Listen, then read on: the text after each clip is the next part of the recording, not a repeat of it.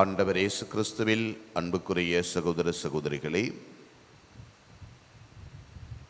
பரிசேயர்களை பார்த்து ஆண்டவர் கடுமையான வார்த்தைகளை சொல்லி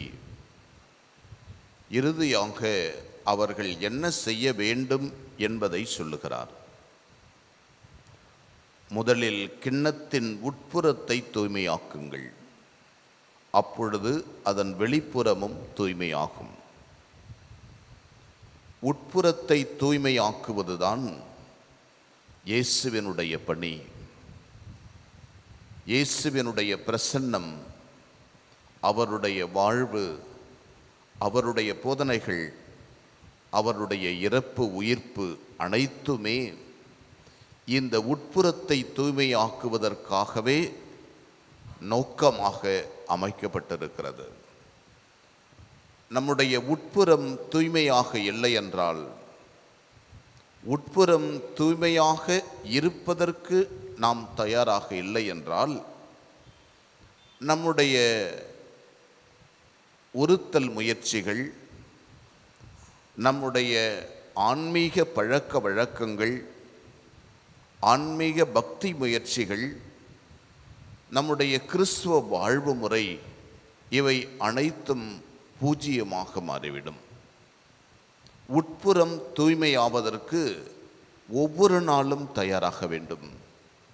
உட்புறம் தூய்மையாய் இல்லை என்றால், வெளிப்புறம் எத்துணை அழகாக இருந்தாலும், எப்பேற்பட்ட பக்தி முயற்சிகளை நாம் உருவாக்கி கொண்டாலும், எப்பேற்பட்ட செயல்பாடுகளில் நாம் இருந்தாலும், வெளிப்புறத்திலிருந்து உட்புறம் தூய்மையாவதில்லை.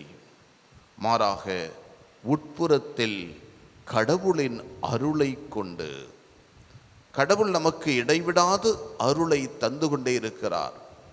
அவருடைய சிலுவையிலிருந்து ஓடி வருகின்ற இரத்தமும் தண்ணீரும் நம் மீது ஊற்றப்பட்டு கொண்டே இருக்கிறது, இடைவிடாமல் ஊற்றப்பட்டு கொண்டே இருக்கிறது. எதற்காக? உட்புறம் தூய்மையாவதற்கு. எனவே ஒவ்வொரு நாளும் ஆன்ம சோதனைகள் வழியாய், ஆண்டவரே, இன்றைய நாளில் என்னை உருவாக்கியிருக்கிறீர், என்னை படைத்திருக்கிறீர், உம்முடைய மீட்பினுடைய சக்தியை நான் என்னுடைய வாழ்க்கையில் பெற்றுக்கொண்டு நான் உட்புறம் தூய்மையாக வேண்டும். உம்முடைய அருளை பயன்படுத்தி கொண்டு நான் வளர வேண்டும்.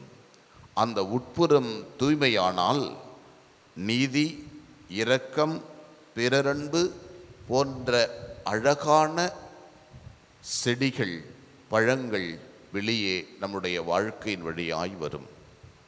பிறரன்பு சேவைகள் முளைத்தெழும். பிறரை அன்பு செய்கின்ற பழக்கங்கள் உருவாகும். உலகத்தை ஒரு சமாதானத்தினுடைய இடமாக உருமாற்றுவோம். நம்மை சுற்றியிருக்கின்ற அந்த சமுதாயம் கடவுள் நிறைந்த சமுதாயமாய் மாறும்.